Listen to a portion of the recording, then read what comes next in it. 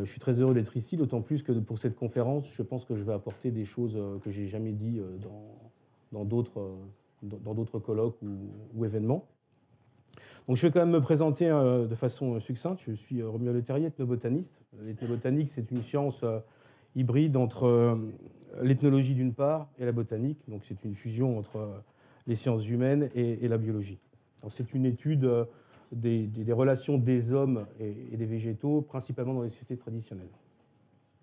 Donc moi, je suis parti en Amazonie il y a une quinzaine d'années pour faire des expériences sur les plantes, juste pour m'intéresser au mode d'acquisition de la connaissance des chamans, savoir un peu comment ils constituaient leur extraordinaire connaissance phytopharmaceutique.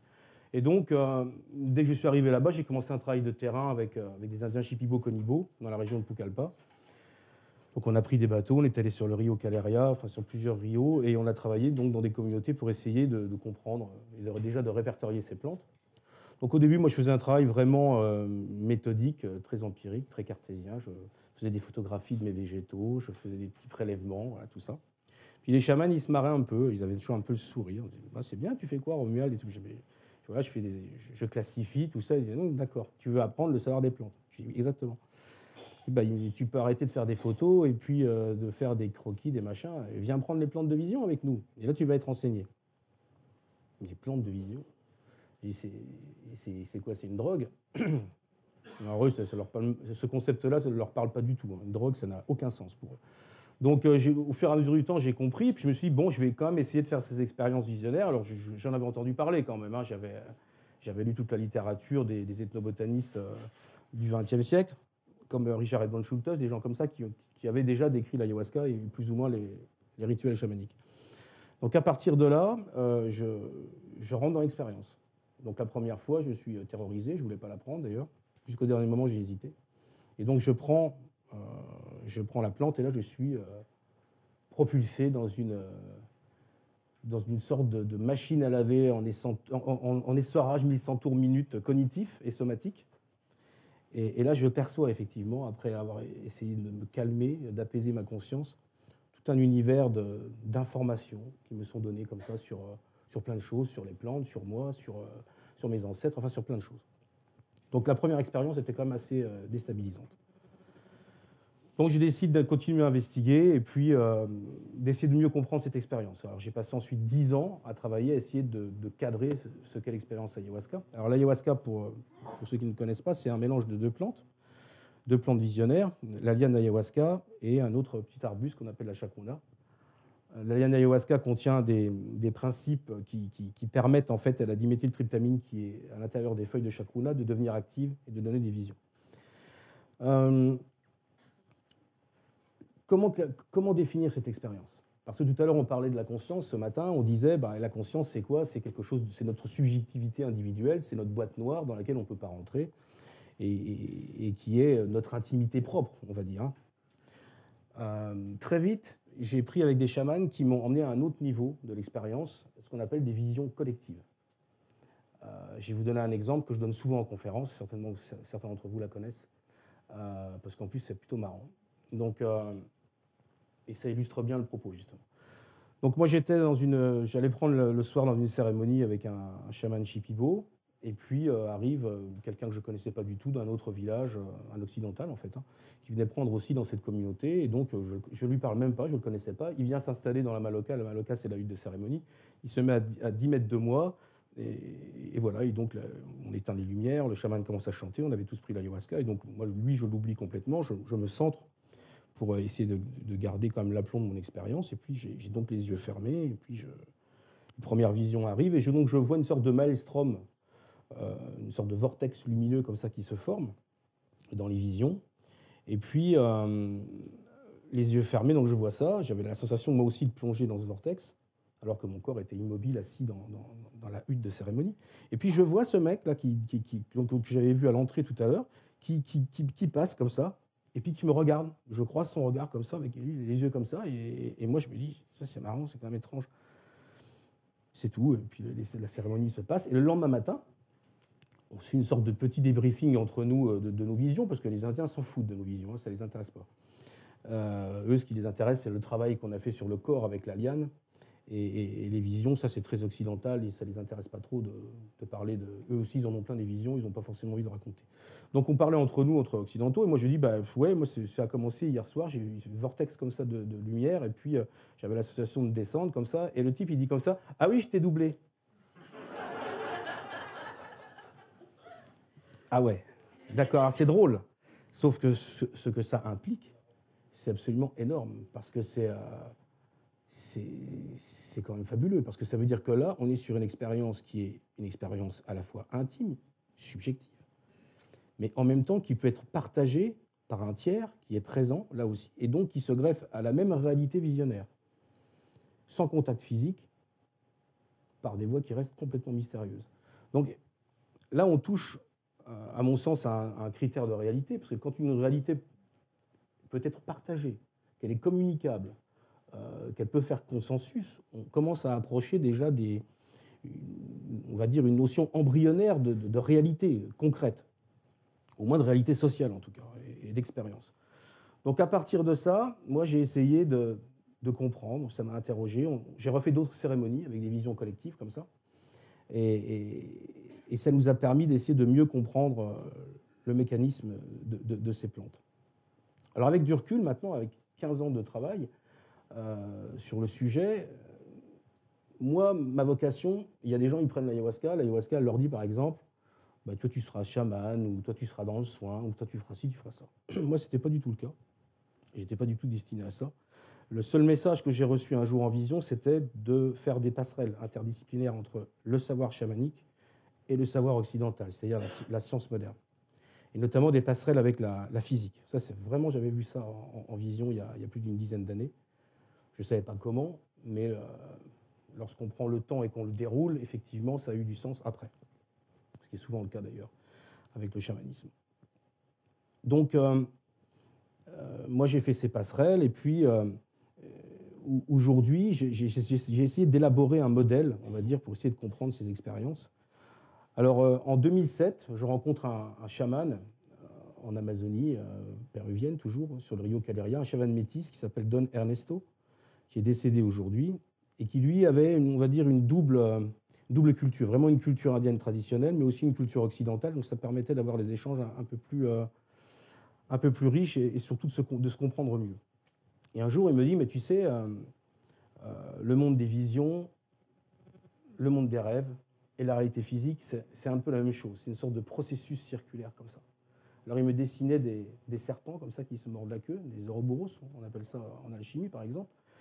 Mais dans la mythologie Shibiu, par exemple, le dieu Ronin, il est représenté comme ça, comme un serpent qui se mord la queue.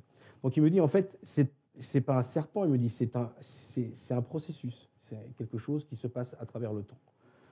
Donc moi, j'avais du mal à comprendre à l'époque parce que je n'avais pas le modèle physique théorique pour pouvoir comprendre ces expériences, mais il m'a quand même enseigné un certain nombre de choses. Alors il me dit, par exemple, je vais te donner un exemple par rapport au travail du rêve. Il dit, en fait, nous, les chamans, on est capable d'aller chercher de l'information dans le futur. On est capable de faire ça. On est capable d'aller chercher de l'information et de la récupérer dans le passé. Je lui dis, c'est extraordinaire, explique-moi comment ça fonctionne. Mais il me dit, c'est super simple. C'est très simple. Il n'y a pas besoin de se concentrer ou faire quoi que ce soit. Je t'explique.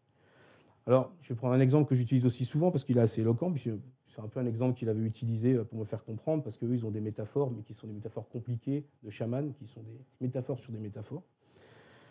Donc, il me dit, c'est simple. Par exemple, tu as rêvé cette nuit qu'un homme habillé en blanc te donnait de l'or, par exemple, ou de l'argent. Ok, tu gardes juste cette dernière image onirique, parce que ça va servir d'empreinte pour avoir une réception d'informations du futur. Donc, tu gardes bien ça à l'esprit, mais en même temps, tu l'oublies. Tu ne focalises pas non plus sur ça, quoi. Tu gardes juste que tu as vu un homme habillé en blanc qui te donnait de l'argent. 3 semaines après, tu vas à la banque, et là, le gars au guichet, il est habillé avec un super costard blanc et il te donne de l'argent. Tu es surpris et tu repenses à ton rêve. L'idée, c'est que l'effet de sidération, de surprise, active une partie de notre mémoire qui vit en dehors de l'espace-temps. C'est une mémoire extratemporelle. Cette mémoire, cette conscience, quand elle est activée, elle va renvoyer de l'information sur le rêve. Comment ? Parce que le rêve, vraisemblablement, ce n'est qu'un point de vue théorique aujourd'hui, mais on le verra aussi avec l'action des substances visionnaires, Le rêve, là, on est dans un mode de cognition diurne. C'est-à-dire que là, depuis ce matin, vous vous êtes levé, vous êtes venu à un colloque, vous avez suivi le fil des conférences, vous avez mangé, vous êtes ici en train de me regarder. Tout ça, c'est linéaire. Lorsque vous allez vous coucher ce soir, la cognition, à ce moment, se met en mode aléatoire. Et à partir du moment où elle se met en aléatoire, elle devient le support de cette conscience extratemporelle. Et à partir de ce moment-là, vous avez un effet de bouclage. Quand vous voyez le type à la banque, vous repensez à votre rêve. Rien que le fait de se souvenir du futur, vous allez créer la structure de votre rêve 3 semaines avant. Donc vous pouvez vous renvoyer de l'information. Je vous invite à le faire, c'est très simple. Essayez, c'est un protocole tout simple. Vous allez prendre une image onirique d'un de vos rêves dans les jours qui viennent, gardez-la en mémoire et essayez de voir ça dans la réalité. Vous allez vous rendre compte que très vite, vraisemblablement sous quelques jours, vous allez voir se manifester une image qui va correspondre à ce que vous avez rêvé. Vous allez avoir cet effet de surprise, vous allez repenser à votre rêve, vous allez renvoyer de l'information et modéliser ce rêve. C'est ce qui se passe vraisemblablement aussi avec les substances visionnaires comme les structures qui sont les structures actives des plantes. Parce qu'aujourd'hui, on ne sait pas où est l'information de ces visions. Parce que qu'est-ce que c'est, ces univers de vision? Les visions d'ayahuasca, on a l'impression que c'est plusieurs mondes qui sont imbriqués l'une dans l'autre. Vous avez 2 types de visions. Des visions les yeux fermés, où vous êtes comme dans des rêves lucides, vous êtes très lucide, vous voyez des univers qui se déploient, qui s'ouvrent, comme ça, avec beaucoup d'informations qui arrivent. Puis vous avez des visions, quand elle est vraiment très forte, où vous avez les yeux ouverts, et là, vous avez la perception de plusieurs mondes qui sont imbriqués les uns dans les autres. En fait, vraisemblablement, les principes actifs des plantes n'ont aucun message, ne contiennent aucune information. Et là, je vais rejoindre presque les matérialistes en disant que vraisemblablement, leur rôle, c'est d'être des perturbateurs cognitifs. Ils ajoutent du bruit aléatoire dans la cognition. Presque, on va dire, ils vont dérégler notre cerveau. C'est-à-dire que ces substances, elles vont mettre la cognition en état aléatoire. Et à partir de ce moment-là, ce que vous percevez, c'est vraisemblablement le multivers quantique de conscience. C'est-à-dire que vous avez des perceptions du multivers potentielles, comme ça, qui sont imbriquées. Et votre conscience a la possibilité de faire des choix, d'aller explorer telle partie d'un univers ou d'un autre. Vous avez souvent des visions où ça fait comme 7 ou 8 univers qui sont imbriqués comme ça, mais votre conscience va sélectionner, par exemple, celui-ci. À partir du moment où votre intention sélectionne ça, qu'il y a un adressage, tac, c'est dans ça que vous allez aller explorer. Donc, on est vraiment dans la... Alors après, moi, j'ai compris aujourd'hui, mais on est vraiment dans le travail de Philippe Guillemont, c'est-à-dire dans sa conception de l'univers, de l'espace-temps flexible. Et vraisemblablement, le chamanisme a accès à cette dimension depuis très longtemps, en fait. Et ont cette conception implicite du réel. Par exemple, chez les Shipibo, l'univers est représenté sous la forme d'un serpent. C'est-à-dire que moi, j'avais discuté une fois avec Pablo Maringo, il me disait, mais en fait, l'univers, c'est un grand serpent.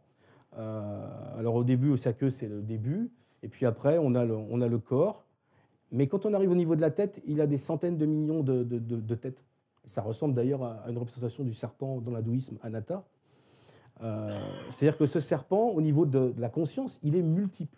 À nous de sélectionner une voie. Je vais vous raconter l'histoire du physicien, un physicien américain que j'avais croisé, pareil, à côté de Pucallpa, qui faisait des recherches sur la physique quantique. Donc, il prenait l'ayahuasca pour mieux connaître la physique. Il y avait déjà des esprits qui étaient bien avant-gardistes, il y a déjà aussi une dizaine d'années. Donc, lui, on discute un peu, tout ça, puis il me dit, bah, ouais, je veux bien l'essayer, je pense que je vais avoir des infos. Donc, par son intention, il va faire déjà une certaine forme d'adressage. Il voulait avoir des informations, lui, sur la physique de l'univers. Il en a eu plein. Toute la cérémonie, il n'arrêtait pas de noter. Il n'avait pas pris beaucoup, donc il avait la possibilité de noter. Il n'était pas complètement mariado.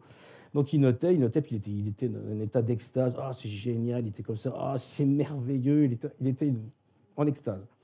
Donc c'est tout, le lendemain je le croise, il me dit wow, « c'était super, j'ai un nouveau modèle de la physique, je comprends tout, je rentre, je fais une publication, je publie une nouvelle vision de la physique et tout ça. » Je lui dis « Ok, t'emballe pas, on reprend d'ici 2-3 jours, tu auras certainement encore d'autres choses à apprendre. » Moi j'avais déjà un peu ma petite idée sur le truc.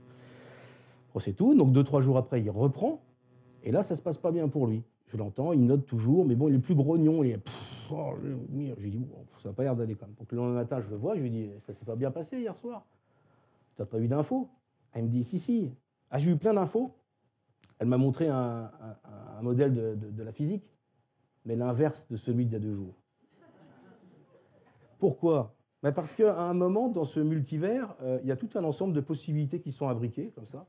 Et c'est notre adressage de conscience qui va sélectionner quelque chose à un moment. C'est pour ça que des fois, l'ayahuasca peut aussi paraître être trompeuse, parce qu'en fait, on peut avoir des informations qui sont contradictoires. Parce qu'à un moment, vous allez sélectionner ça et vous allez sélectionner ça. En fait, l'intention, notre conscience, fait vraiment de l'adressage par rapport au multivers de conscience. Donc il faut vraiment en être conscient. Donc, ça va pour l'instant, tout ça c'est très clair, je pense. Hein. Je pense. Donc, pour revenir sur les travaux d'Ernesto par rapport à cette conscience extratemporelle, l'idée, en fait, donc ça c'était en 2007-2008. Donc moi je découvre les travaux de Philippe Guillemant en 2012 avec la parution d'un article dans Nexus, fait par Jocelyn d'ailleurs. C'est marrant que vous soyez là au premier rang tous les deux. et donc je découvre les travaux de Philippe et là je me dis, oh, mais c'est ça. Ernesto, ce qu'il me parlait, c'était ça en fait, la rétrocognition. Enfin un modèle physique qui peut nous expliquer tout ça. Donc j'ai contacté Philippe, on est devenus amis et puis voilà, ça a été un enrichissement mutuel incroyable qui continue d'ailleurs toujours aujourd'hui. Je le remercie vraiment pour le travail qu'il a fait de nous donner un cadre explicatif de ces phénomènes qu'on n'avait pas en fait. C'est-à-dire qu'avant, ça restait complètement paranormal, c'était pas accepté par les anthropologues parce que du coup, on n'avait pas de modèle pour pouvoir l'expliquer. Donc directement, les autres ethnologues disaient ouais, c'est bon, votre monde des esprits, tout ça, ça n'existe pas, c'est des drogues et puis voilà, vous avez des hallucinations. Sauf que non, on n'est pas sur des hallucinations. À partir du moment où des visions sont partagées, qu'on a des informations de surcroît que l'on peut vérifier dans la réalité, l'ayahuasca provoque aussi les OBE, c'est-à-dire qu'à un moment, le chaman il a la possibilité de sortir de son corps, aller chercher une info, et puis souvent on peut vérifier ça dans la réalité aussi, quoi. Comme on a aussi dans les protocoles aujourd'hui, comme a fait Nicolas Freys par exemple, où il est allé par exemple chez la boulangère, et puis qu'on a pu vérifier que chez la boulangère, au fournil, il y avait bien tel mâle rouge, des choses comme ça. Donc les chamans savent faire ça depuis très longtemps. Donc l'ayahuasca, à un moment, permet ça.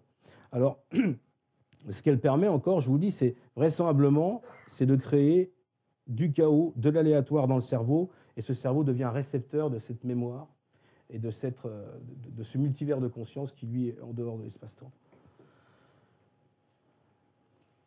Alors, qu'est-ce qu'on peut en faire de tout ça? Parce que voilà, c'est bien beau de revenir avec un savoir comme ça, d'avoir un modèle théorique qui, à un moment, permet de nous faire entrevoir des choses assez extraordinaires.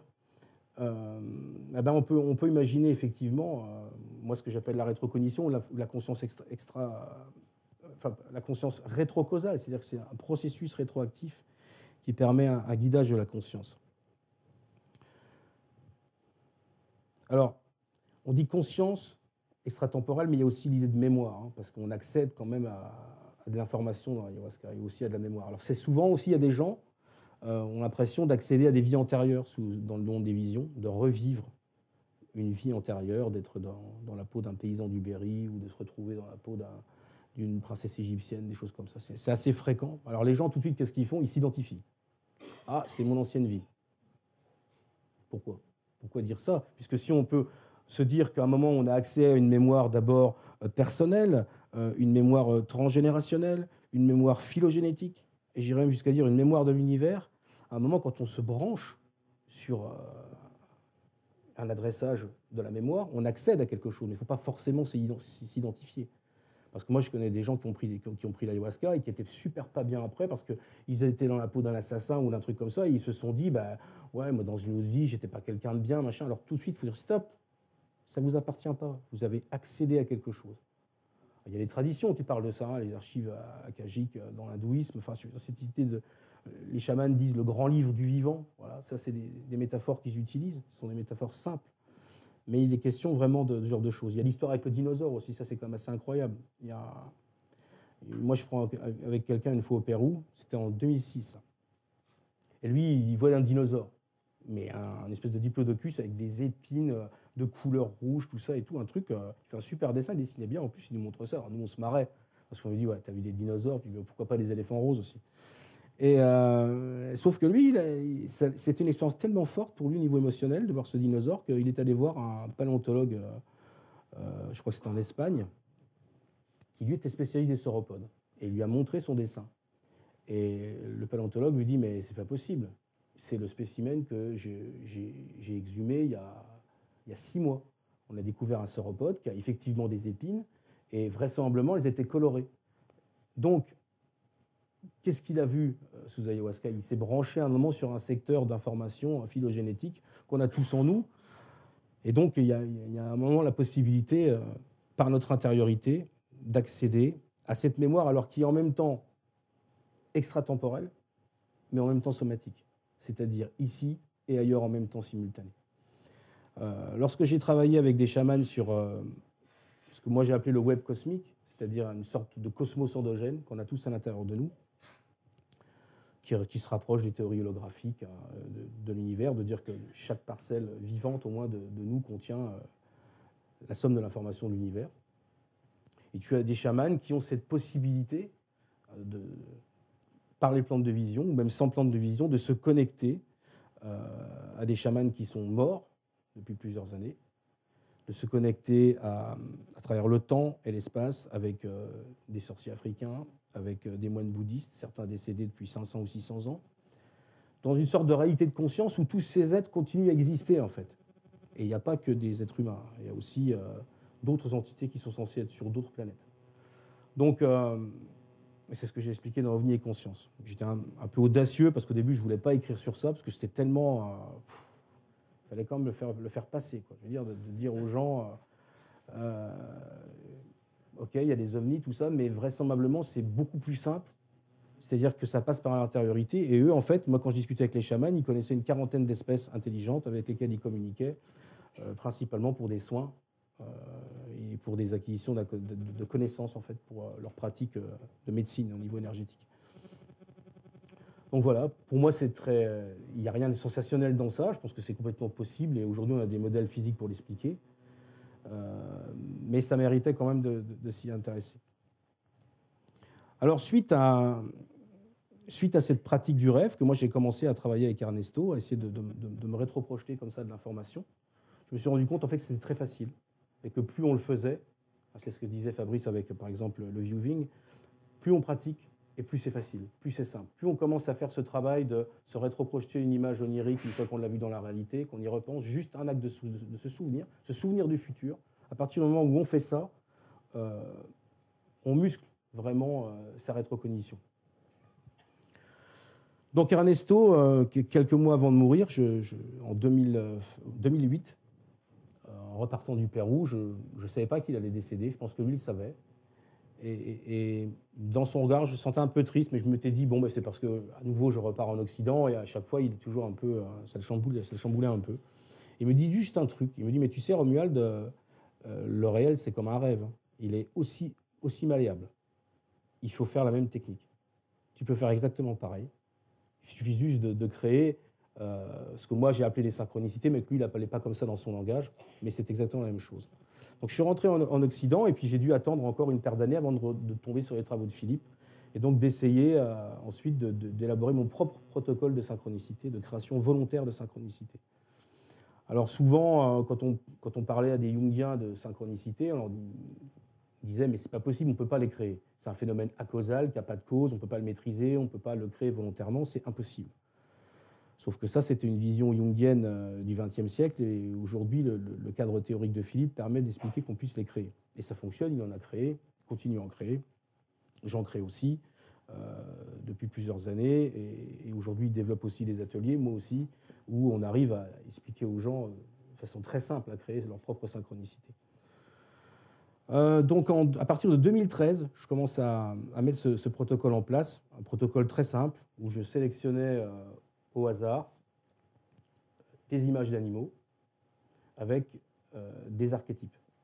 Pourquoi des animaux? Pourquoi des archétypes? Des animaux parce que dans un premier temps, je pense que de par notre évolution, notre histoire, on a une sensibilité inconsciente à repérer des signes concernant les animaux.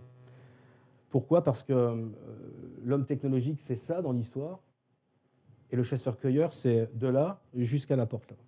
Voilà, en termes pour prendre une image.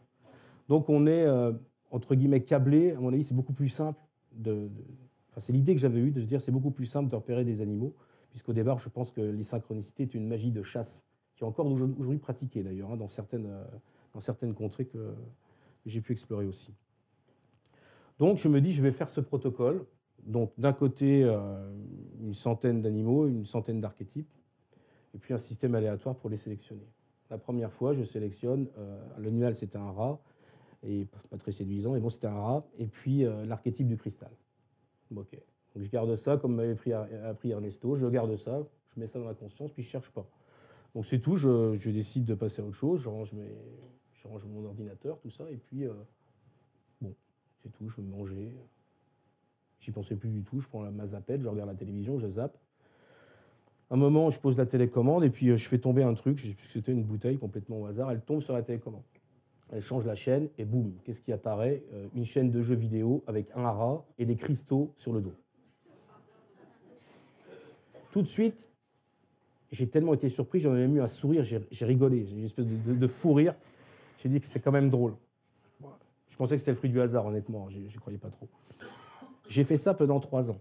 Sauf qu'à chaque fois, ça se produisait de plus en plus vite. C'est-à-dire, au début, on devait être à peu près à 5 ou 6 heures. Les dernières que j'ai faites en 2015 se produisaient à peu près 7 ou 8 minutes après. Donc, incompréhensible. Il suffisait de tourner la tête dans la rue, boum. Il y avait, tout de suite, l'information était là. Alors, ce qui était intéressant par rapport aux synchronicités, c'est qu'elles se sont agglomérées. Je pensais au début avoir peut-être des synchronicités soit avec le rat, soit avec le cristal. Non, elles ont fusionné direct. Et toutes les synchronicités qui sont apparues se sont non seulement ont fusionné, mais ont recréé de l'information. C'est-à-dire qu'à un moment, elles sont devenues autoréférentes sur leur propre processus, et elles ont augmenté l'information. Elles ont créé une sorte de message symbolique. C'est-à-dire qu'elles ont fini par s'exprimer selon un vocabulaire particulier qui est un vocabulaire symbolique mythique. Et ça, je ne peux pas l'expliquer. Alors, sont apparues des choses qui sont dans l'histoire de l'humanité depuis toujours. Et là, je vais peut-être parler du transhumanisme quand même, parce que je pense qu'il y a un lien avec ça. Alors, qu'est-ce qui est apparu dans les synchronicités? L'histoire d'une vie qu'on pourrait prolonger. L'histoire, notamment, qui a été évoquée par la source de Fontaine de Jouvence, qui a apparu plusieurs fois dans les synchronicités. Aussi le Graal, avec l'idée d'une immortalité potentielle. Enfin, tout un ensemble de symboles comme ça qui étaient vraiment déstabilisants pour moi, parce que je me disais, mais là, du coup, on rentre dans le folklore et ça ne m'intéresse pas du tout, quoi. Pourquoi, avec un système aléatoire, pourquoi il y a ce message mythique qui sort? C'est pas du tout compréhensible. Avec une sorte de schéma, en fait, hein. On pourrait presque être dans les travaux de Campbell, hein, c'est-à-dire le héros, le trésor à chercher, le dragon, donc l'ombre quand même qui est là, il faut faire attention, et puis le trésor absolu, qui n'est pas du tout de l'or physique, mais qui est la possibilité de gérer son destin, en fait, d'éviter les écueils du destin et de se créer une sorte de GPS de la destinée, c'est-à-dire d'arriver à naviguer dans l'espace-temps en conscience, pour éviter les accidents, les maladies. Voilà, c'est ça qui a émergé. Alors, moi, j'étais un peu déstabilisé, parce que comment l'amener dans le discours contemporain? Moi, j'ai un peu travaillé, essayé de comprendre le truc. Je me suis dit, mais après tout,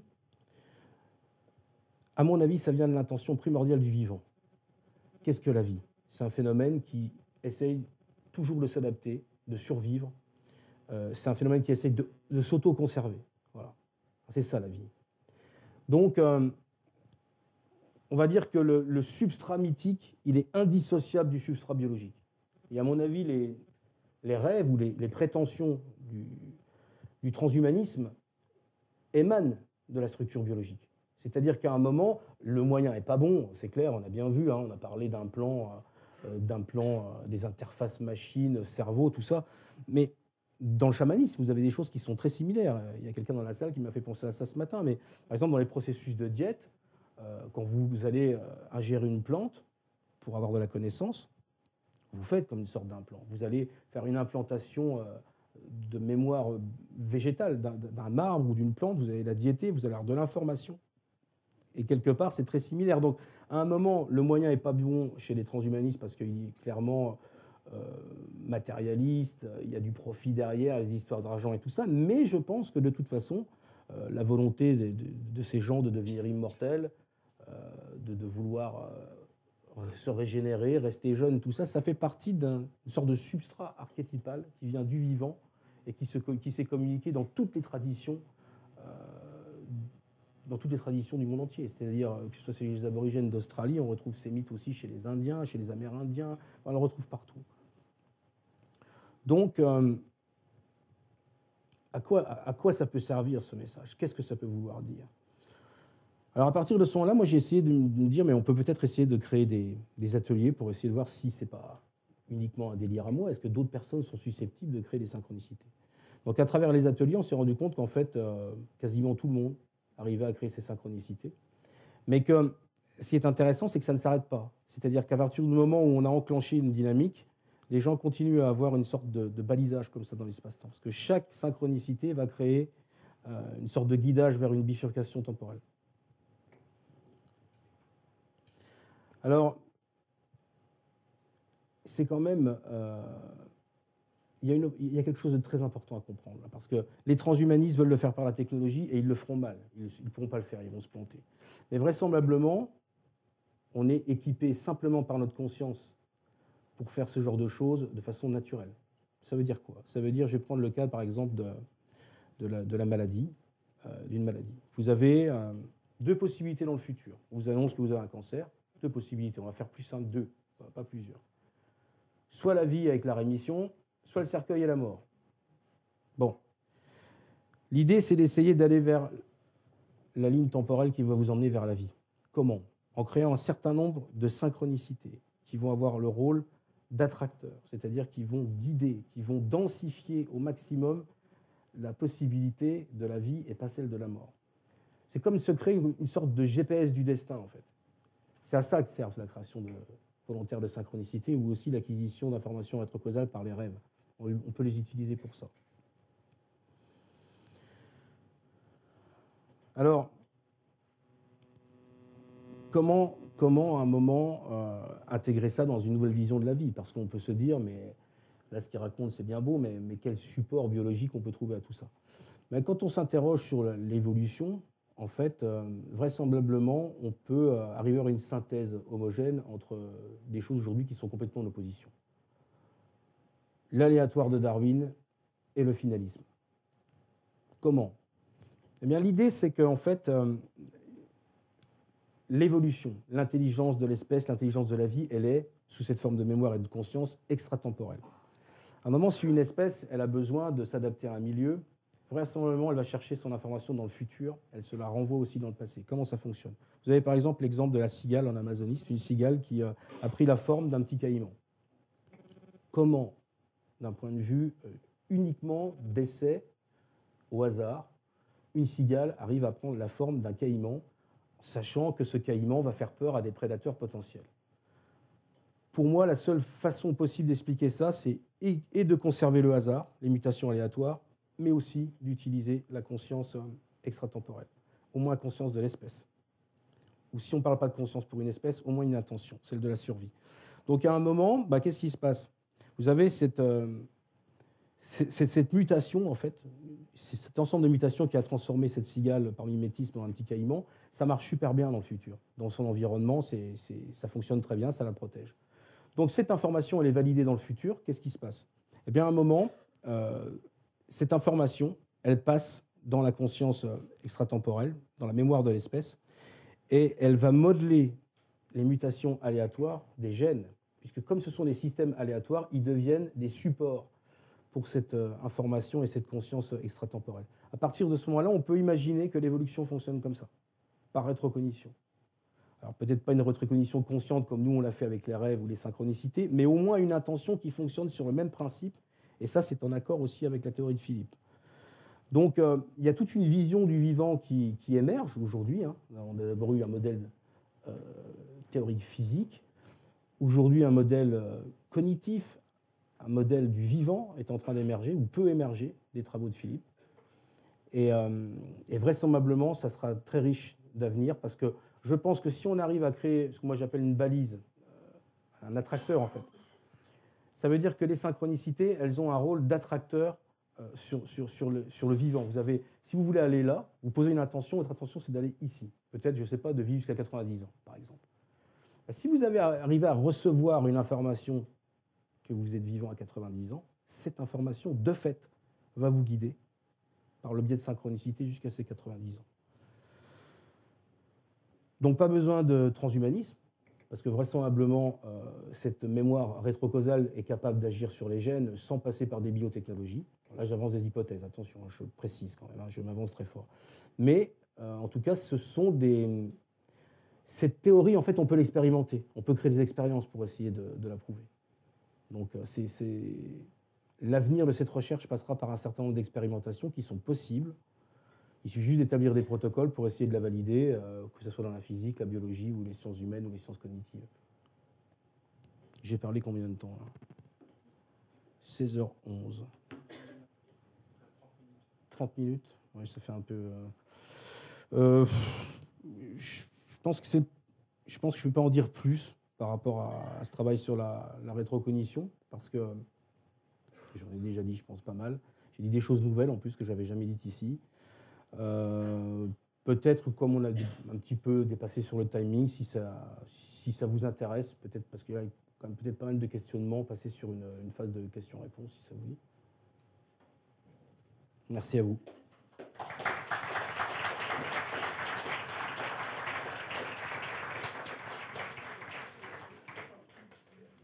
Bon, j'espère que ce n'était pas trop un discours d'extraterrestre. Hein. En tout cas, l'INRES à Paris, il y a 15 jours, ça a été très bien reçu.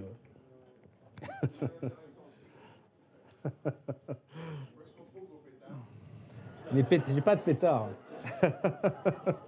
D'ailleurs, l'ayahuasca n'est pas une drogue, je tiens à le préciser. Mais on peut en parler tout de suite, justement. Alors, première question. Je vois une main qui se lève. Non, pas encore tout à fait, mais ça ne saurait tarder. Ouais. Au bout de la salle. Super, Jocelyn. Gabriel, je suis Gabriel. Voilà. Je ne sais pas comment que je vais peut-être capable de faire la question, mais dans la synchronicité, en créant, vous avez comment vous avez appelé ça? La rétrocognition. Ouais. Est-ce que ça serait possible de travailler par exemple, moi, ce que j'ai vu, travailler en groupe pour essayer par exemple, de bouger quelque chose pour le meilleur de l'être humain? Bien sûr. Alors, dans les ateliers, il y a un truc qui s'est passé que je ne m'attendais pas du tout. C'est-à-dire que quand on a travaillé sur les rêves rétrocausaux, j'ai demandé simplement, la première fois, le truc a émergé tout seul, en fait. C'est-à-dire que j'ai demandé aux gens juste de me raconter un peu leur activité onirique, comment ils rêvaient. Et c'est pas ce qui s'est passé. Les gens, spontanément, sont juste commencé à me raconter des rêves. Donc, ils étaient une vingtaine. On a noté, chaque fois, qu'est-ce qui sortait. Sauf qu'à un moment, ces gens sont venus au hasard, à l'atelier. Et sauf que chaque personne qui a donné un rêve, ça crée une histoire complètement cohérente. Ça n'était que des synchronicités, en fait.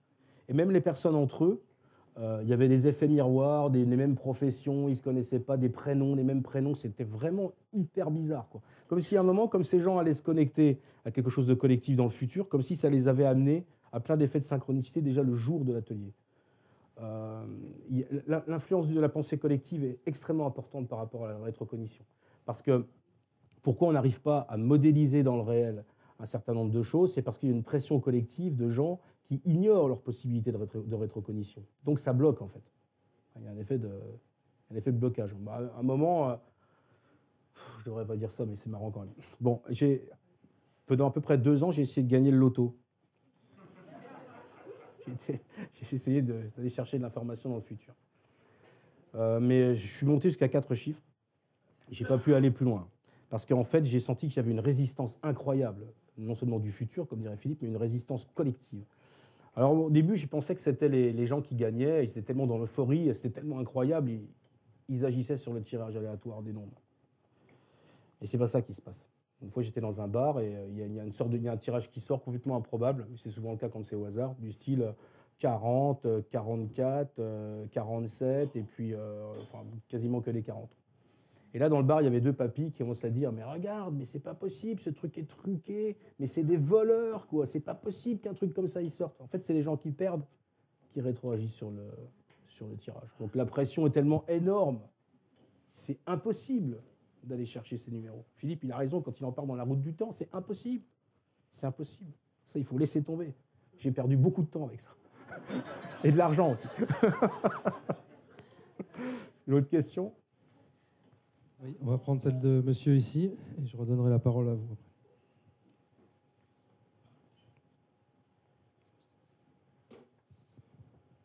Bonjour, je m'appelle Marc. Ma question est la suivante, c'est un peu une question générale. On sait que tous les règnes ont une conscience. C'est vrai. Le minéral a une conscience très, je dirais, très légère. Hein. Mais enfin, le minéral, il brasse des choses, il fait des choses, il fabrique du pétrole, il fait des tas de choses. Bon. Le végétal a une conscience encore plus développée. Et l'animal, bien sûr, puisque moi je sais que ma chienne a une conscience. Elle a non seulement une intelligence, mais une conscience très développée. Bien sûr. Mais il lui manque ce que j'ai moi, c'est-à-dire la conscience de ma conscience. Conscience réflexive.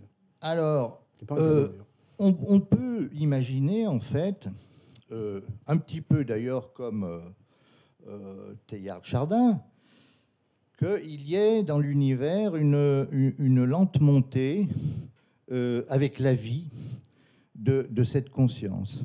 Et que cette conscience, en fait, pour nous, elle est ce qu'elle est actuellement, mais elle peut de nouveau encore se développer tel que se sont développés les végétaux, les animaux, etc.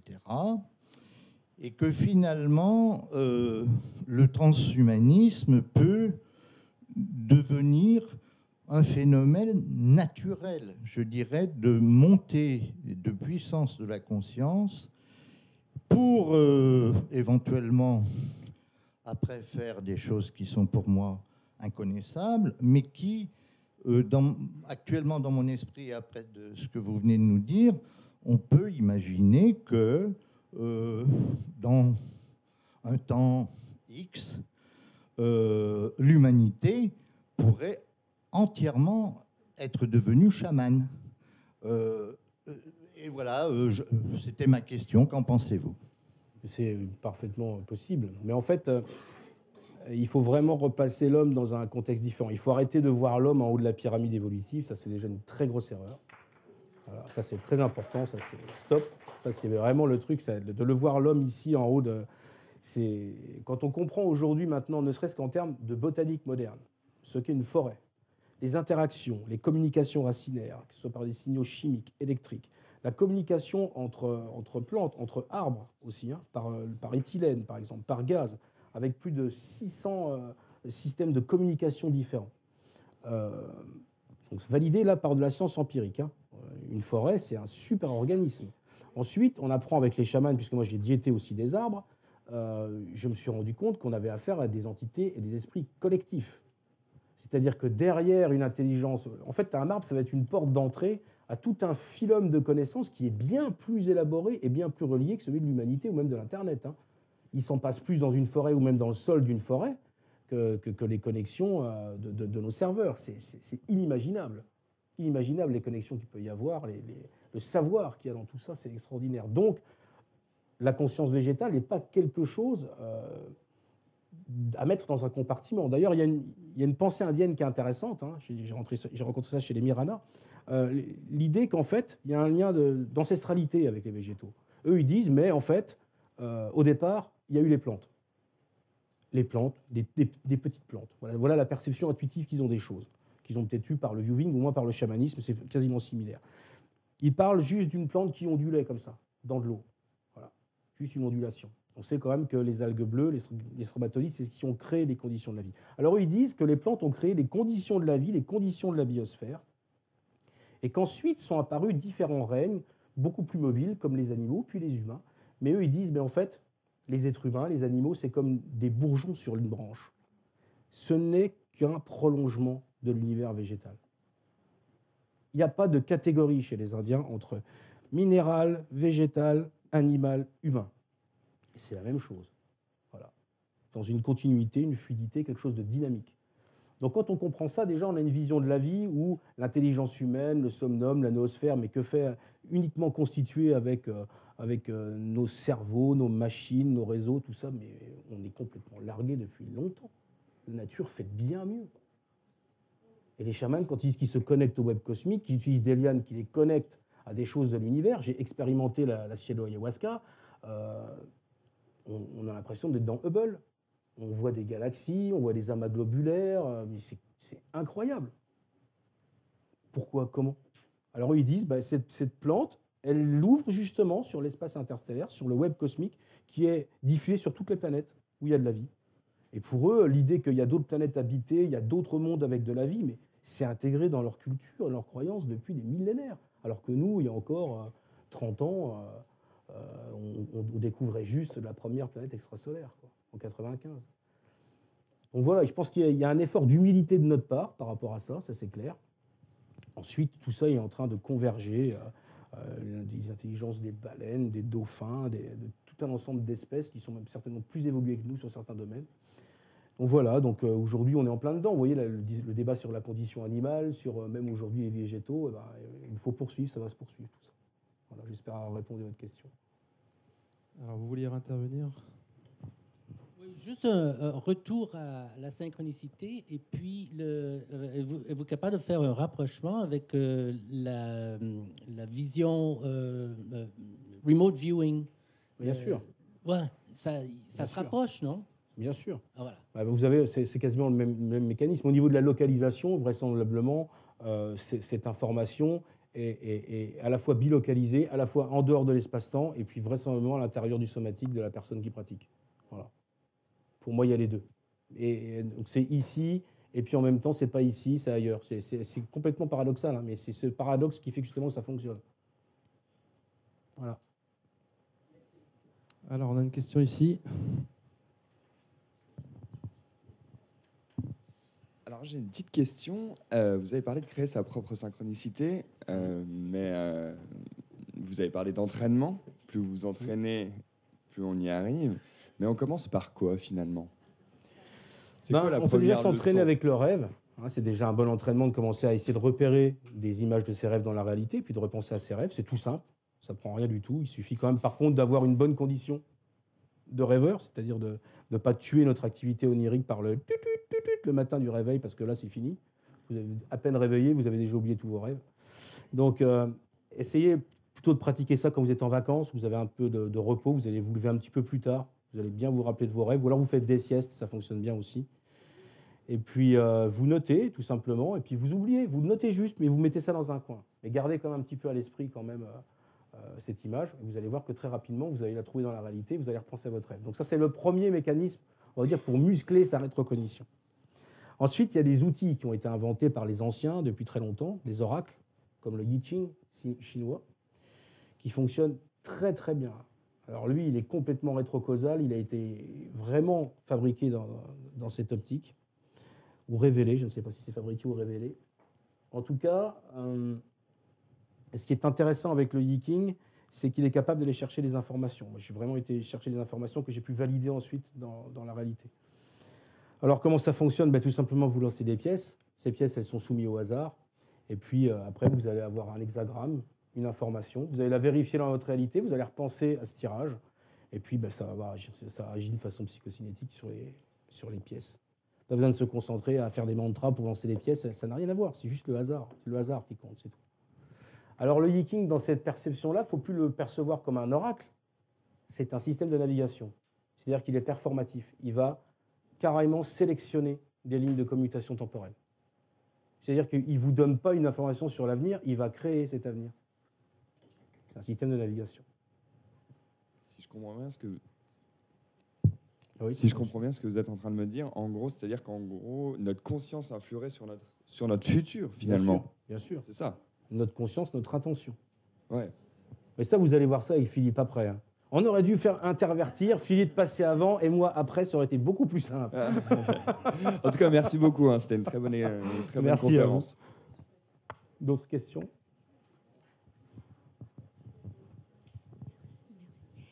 Somme toute, ce que vous appelez du hasard n'est pas vraiment du hasard, mais du désir. Alors, le hasard, il est super important, parce que si on n'a pas cet aléatoire-là, on n'a pas de support à la conscience extratemporelle. Et quelque part, il faut qu'on garde moi, ce que j'appelle ces poches de hasard dans la réalité, parce que c'est les leviers du réel. Si on n'a pas ça, on ne peut pas avoir d'action sur la réalité. Donc, vive le hasard, pour ce qu'il est du hasard, mais au final, effectivement, quand on prend de la hauteur, c'est pas vraiment du hasard. Je suis bien d'accord avec vous. Merci. C'est un mécanisme. Merci. D'autres questions? Ici. Oui, une petite question. Je ne sais pas si ça marche. Ouais. Si, je vous entends. Oui, vous avez évoqué tout à l'heure des ateliers Oui. pour ce genre de pratique. Donc, est-ce que vous pouvez en dire plus? Est-ce que vous faites appel au public? À quel endroit ça a lieu? On fait appel au public. Il y en a un à Paris qui est déjà réservé complètement pour octobre. Il va y en avoir un à Bruxelles. On parle d'en mettre un en place avec Daniel ici à Lyon. C'est un atelier qui se passe sur la journée. Hein, on fait un travail sur l'intention, sur la création de synchronicité. On vous explique le protocole. On travaille sur les rêves. Il y a un travail sur l'intention aussi qui est fait par une professeure de yoga qui vient aussi avec moi. Et puis une autre jeune femme qui a travaillé sur le chamanisme, qui a fait des diètes de tabac et qui, elle, amène sur vraiment un travail de la conscience, mais aussi un travail de l'intention, c'est-à-dire comment bien visualiser son intention. Parce que dès le départ, ça c'est ce que je dis au début de l'atelier, votre intention est super importante. Attention à ce que vous allez demander. Attention, parce que des fois on est surpris. Parce que des fois, on veut aller là, ok, on va aller là, mais on va passer par là avant, et puis ça va pas forcément être cool. C'est le dragon qui apparaît qui est apparu dans le message mythique, en fait. Attention, il y a un trésor, ok, mais il est gardé par l'ombre, et l'ombre, des fois, vous emmène sur des territoires où, quand vous êtes arrivé là, vous êtes content, mais il y a eu un moment où c'était un peu... c'est un peu Mordor, comme tu disais ce matin. C'est un processus initiatique qui se met en réalité, en fait, là, carrément, à travers les ateliers et ces synchronicités. Donc on est bien d'accord que ça coûte 2500 € et qu'il faut couper tout lien avec sa famille et ses amis. Non. Normalement, ça coûte dans les 100 € la journée avec leur repas. Voilà, c'est pas mercantile à ce point. 100 € donc.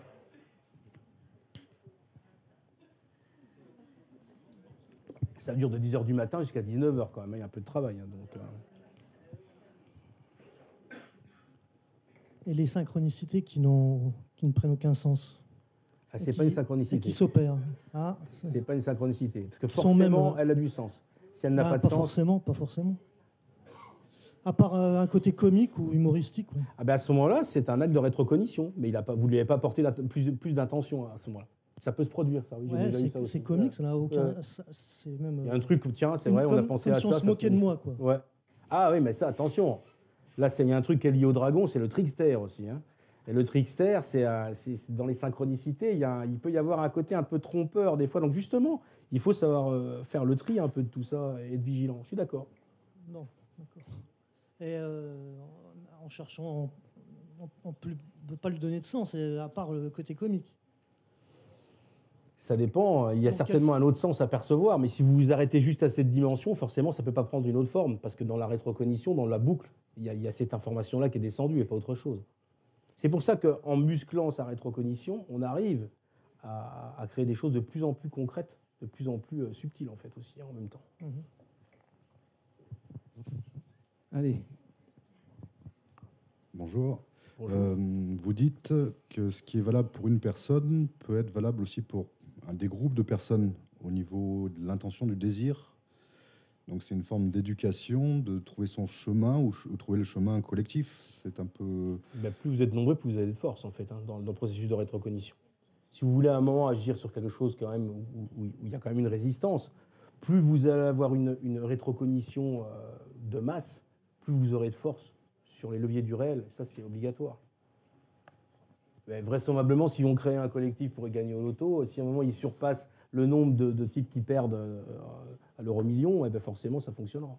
Est-ce que ça doit aller forcément dans la direction de l'humanité ou est-ce que ça peut être il vaut utilisé... mieux quand même avoir une dimension morale. Oui, il vaut mieux que ça soit... sinon, on ramasse. Il y a le dragon, lui...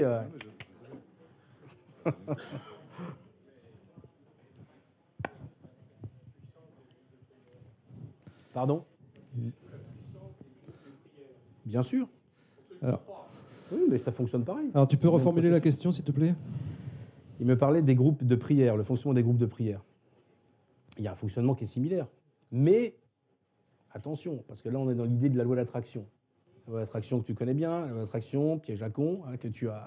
Point d'interrogation. Point d'interrogation, ok.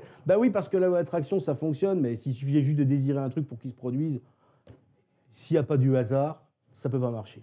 Tu aurais gagné au loto depuis longtemps. Exactement. Il faut du hasard. Le hasard, c'est la panacée, c'est la source merveilleuse de notre univers. Voilà. Oui. Vous parliez de faire des synchronicités avec donc le réel, avec les rêves. J'imagine qu'on peut aussi en faire sous psychédélique, du coup. Ça fonctionne pareil? Alors, c'est pas pareil, parce que lorsqu'on est dans le monde des visions, ce qui n'est pas une drogue, je tiens à le préciser, et je ne suis pas non plus un fumeur de joint ou des choses comme ça. Je suis quelqu'un de très sérieux. Et d'ailleurs, ça m'arrive, la dernière fois, j'ai fait un colloque, c'était dans l'Aisne, sur un festival avec des tuffeurs. On m'a dit, mais t'es fou, qu'est-ce que tu vas faire là-bas? J'ai dit, mais il faut quand même les informer. On ne va pas laisser faire n'importe quoi avec ces substances-là non plus. Donc, je leur ai expliqué ce que c'était qu'une dimension initiatique, rituelle, l'encodage, tout ça, de ne pas mélanger les trucs, tout ça. Ils sont tous venus me voir, il y avait une centaine de personnes. J'étais super content. Et j'étais très content de cette conférence. Je me suis dit, tu as fait du bon boulot, Romu. Parce que du coup, tu es allé sur le terrain, tu as expliqué à des gens qui n'avaient pas le cadre, en fait, ni les repères pour pouvoir passer à un autre niveau d'expérience. L'intégrer et être beaucoup plus prudent, ne pas mélanger les substances et donc être plus dans une espèce de consommation effrénée de drogue comme ça. Voilà. La question, c'était quoi déjà? Parce que je suis parti sur un... La question, c'était par rapport aux synchronicités. Ah oui, sous psychédélique. Alors non, par contre, ce qui se passe, c'est que dans le monde des visions, tu vas par exemple voir quelque chose. Un animal, une plante, un esprit. Très souvent, le lendemain, tu vas le voir dans la réalité. Et c'est comme ça qu'Ernesto m'avait dit, mais tu vois bien qu'il y a une circularité entre ces trois états. Il y a le monde des visions, il y a la réalité, il y a le monde des rêves. Mais tu vois bien que ça circule. C'est presque une réalité unitaire derrière tout ça. Alors nous, forcément, on l'aperçoit de façon triptyque, mais eux avaient une perception unitaire des choses. Donc effectivement, quand on a des visions, bien souvent, on les voit se matérialiser. Pareil dans les processus de diète. Par exemple, il y a quelqu'un qui voit en vision un paresseux. Et puis, comme par hasard, le truc qu'il a travaillé dans sa diète, c'est la paresse. Et le lendemain matin, qu'est-ce qu'il a au-dessus de son tombeau? Eh ben, un paresseux. Voilà, qui lui rappelle tout un ensemble de synchronicités comme ça qui se structurent avec du sens. Hein. Donc, voilà, je pense que ça a répondu à votre question.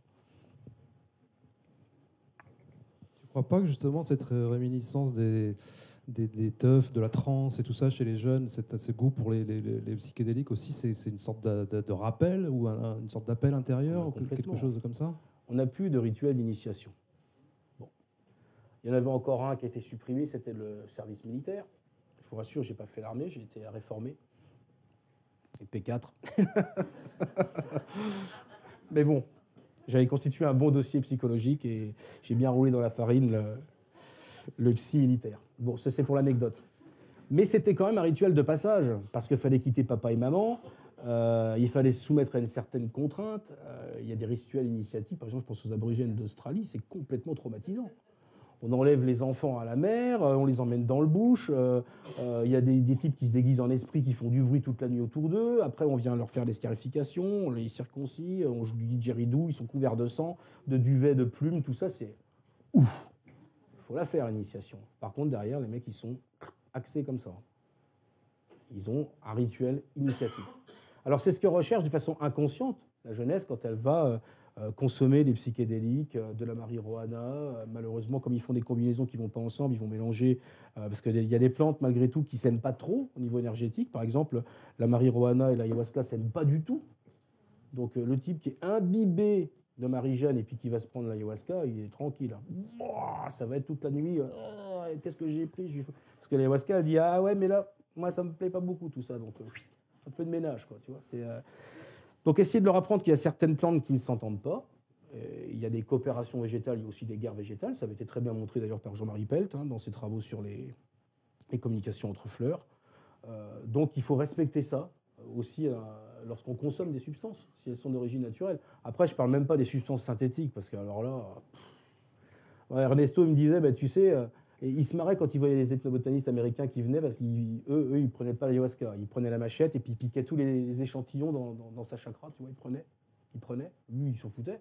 Je lui disais, mais tu laisses faire ça. Ils vont partir, ils vont faire des brevets, ils vont synthétiser. Il me dit, ah ouais, synthétiser. Ben, je lui dis, ils n'auront rien s'ils font de la synthétisation, c'est super. Je lui dis, pourquoi tu me dis ça? Mais parce qu'ils vont faire un clone, mais il n'a pas d'âme. L'âme de la plante, il ne sera pas dedans. C'est pour ça qu'ils ne fonctionnent pas, les remèdes des ethnobotanistes américains. C'est parce qu'il n'y a pas l'esprit de la plante. Donc lui, il était tranquille, bien rassuré. Il me disait, mais en fait, laisse-les prendre, laisse-les. Ils partiront plus vite.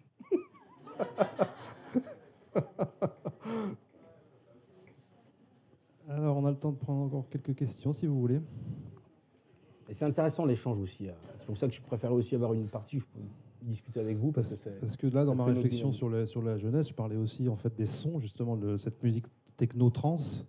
C'est pas par hasard aussi que ça attire par le côté répétitif qui rappelle en fait les trans tribales. Les tambours chamaniques, oui, bien sûr. Bien sûr. Et c'est souvent associé. En fait, ils mélangent deux formes de chamanisme. Parce que bien souvent, les traditions qui utilisent les plantes ne sont pas dans la musique ou pas dans le tambour, en tout cas. Donc là, ils font la synthèse de deux traditions initiatiques extrêmement fortes. Mais alors, par contre, du coup, ça fait boum, quoi. Tu vois, c'est satellisé. Donc il faut quand même être un peu prudent. Et c'est pour ça que je trouvais que cette conférence que j'ai fait là-bas, malgré tout, c'était bien. Parce que contact avec les jeunes, et puis ils sont super attachants. Parce que c'est effectivement, comme tu dis, des jeunes qui sont quand même dans un questionnement profond de la réalité, même si ça passe par la déglingue, mais ils ne sont pas bien, ce monde-là ne leur convient pas, quoi. Donc ils ont besoin de réponses, d'avoir accès à autre chose, quoi. Alors, est-ce qu'il reste des questions ?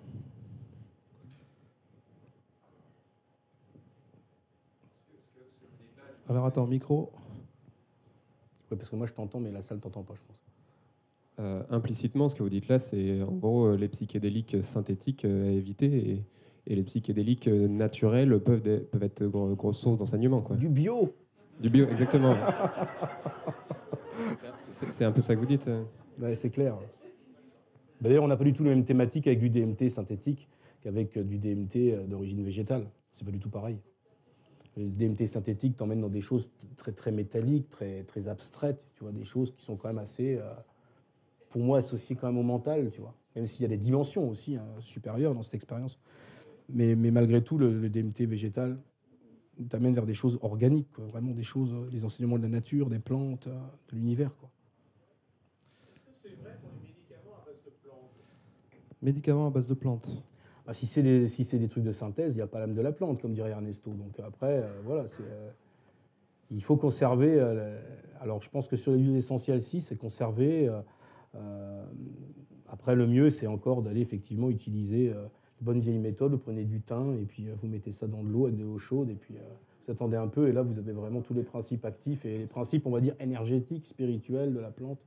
Informationnels, je dirais presque. Parce que moi, le concept d'énergie, ça commence à me gonfler. On en mange à toutes les sauces. C'est comme le quantique. Et, tu dis ça parce que tu es fatigué pour moi, c'est de l'information. Voilà, et ça rejoint les travaux là, sur la mémoire de l'eau de Benveniste. Tout ça, pour moi, cette intelligence végétale, quand elle est diluée, elle devient consubstantielle. Et pour moi, c'est un phénomène informationnel. Par exemple, quand je diétais le chou de choisi, qui est un arbre en Amazonie, les esprits me parlaient vraiment de consubstance. Ils me disaient, mais maintenant, on est présent dans ton organisme. Il y a un phénomène de coprésence, de consubstance. Et on sera là tout le temps. Donc une fois qu'en plus la signature informationnelle est faite avec le corps, ça reste à vie, quoi. Et quand on a pris ces plantes, l'action reste à vie. Pour moi, c'est pas un phénomène énergétique, c'est un phénomène informationnel. Après, on joue peut-être sur les mots, mais j'en ai marre de l'énergie, c'est pour ça. Sur l'aspect médicinal, il y a eu plein d'études récemment, parce qu'avant c'était interdit, sur des psychédéliques comme la psilocybine, sur l'effet sur la dépression, certaines pathologies psychiatriques, qui montrent qu'il y a un effet vachement utile, mais aussi avec la MDMA notamment, qui là est une molécule de synthèse pour le coup. Il y a de synthèse, ouais. Donc ça dépend en fait des cadres aussi peut-être dans lesquels on utilise. Et ça dépend ce qu'elle procure comme état dans le cerveau. Si elle crée de l'aléatoire, elle peut malgré tout créer un support à la conscience extratemporelle. D'accord. Mais ça reste très mystérieux ce qui se passe dans le cerveau en même temps. Donc on n'a pas les moyens d'aller observer ce qui se passe a levé la main au niveau du bouton synaptique. Donc, vous, c'est sans micro, mais attendez, il y a une...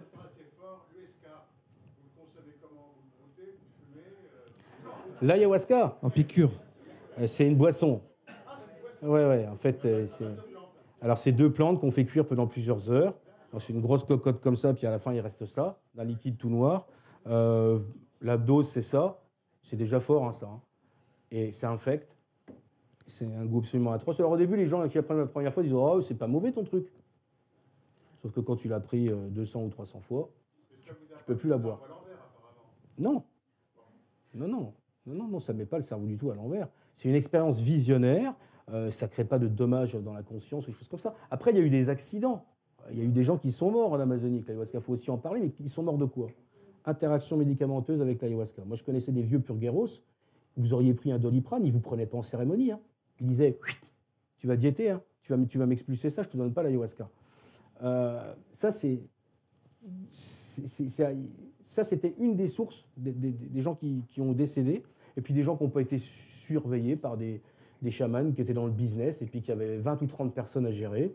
Et puis le type, quand il a vomi, il a fait une fausse route et puis personne n'était là pour s'en occuper, il est mort. Voilà. Ça peut arriver à des alcooliques, ça peut arriver à n'importe qui. Donc voilà les causes de mortalité qu'on a eues avec l'ayahuasca. Ils sont réels, il faut aussi en parler. Et le business autour du chamanisme de l'ayahuasca, il faut s'en méfier. Il y a quand même pas mal de chamans qui ne sont pas super bien intentionnés non plus. C'est pour ça que je dis, soyez prudents.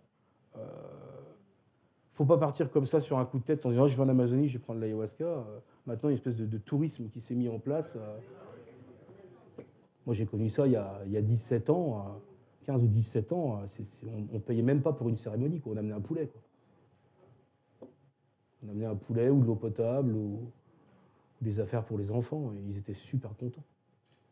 Et c'était un vrai échange, don contre don. On n'était pas dans des délires à 200 € la cérémonie, quoi. Enfin.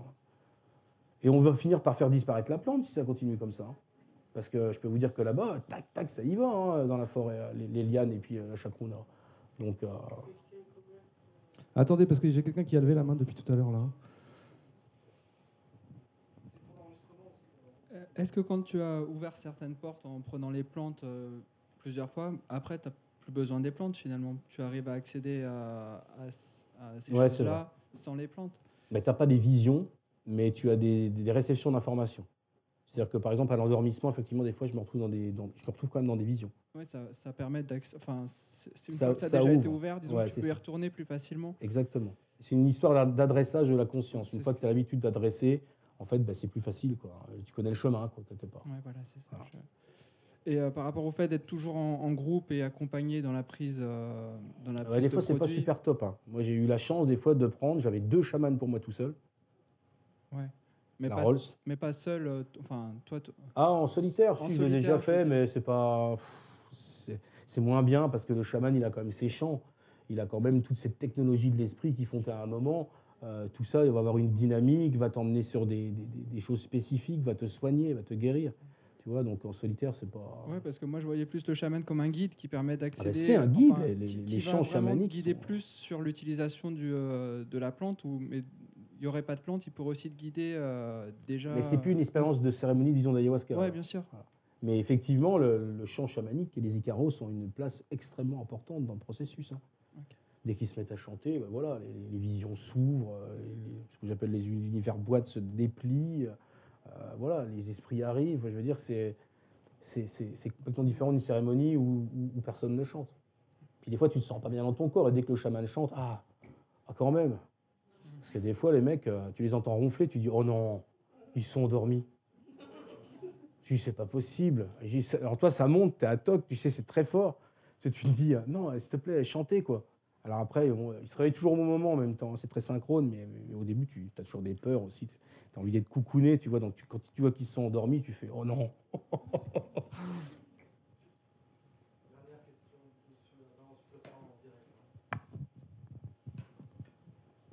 Oui, je voulais savoir si vous vous êtes intéressé à la médecine traditionnelle africaine des Nyanga. Le Bwiti, alors, c'est ça c'est-à-dire l'iboga, vous me parlez? Oui, entre autres, mais bon, il n'y a pas que... Ils travaillent avec des plantes, mais pas que, avec les esprits aussi. Oui, bien sûr. Ouais. Moi, l'iboga, je n'ai jamais prise. Après, je connais des gens qui ont travaillé avec, qui connaissent bien le sujet. Apparemment, ce qui est intéressant, c'est qu'il y a vraiment un travail sur les ancêtres très intéressant avec l'iboga. Vraiment. Les ancêtres, vraiment, oui. C'est vraiment une plante qui travaille sur le transgénérationnel, qui permet d'accéder à l'information de ses ancêtres, à certaines répétitions, à certains blocages. Des choses qu'on travaille, par exemple, dans les constellations familiales, ça, vous avez cette spatialisation dans les visions. On perçoit ça. Donc ça, c'est intéressant. Et ça va même au-delà que le transgénérationnel. Ça mène aussi sur le phylogénétique aussi. C'est vraiment une plante de l'ancestralité et du passé, en fait, de la mémoire, l'iboga. Exactement. Et c'est l'histoire de voir les histoires de répétition qu'on peut avoir... Pourquoi on a toujours le même divorce, voilà, la même maladie, le même truc, à peu près toujours aux mêmes périodes. C'est un peu sortir de la boucle.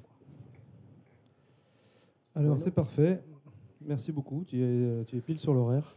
Super. Merci à vous.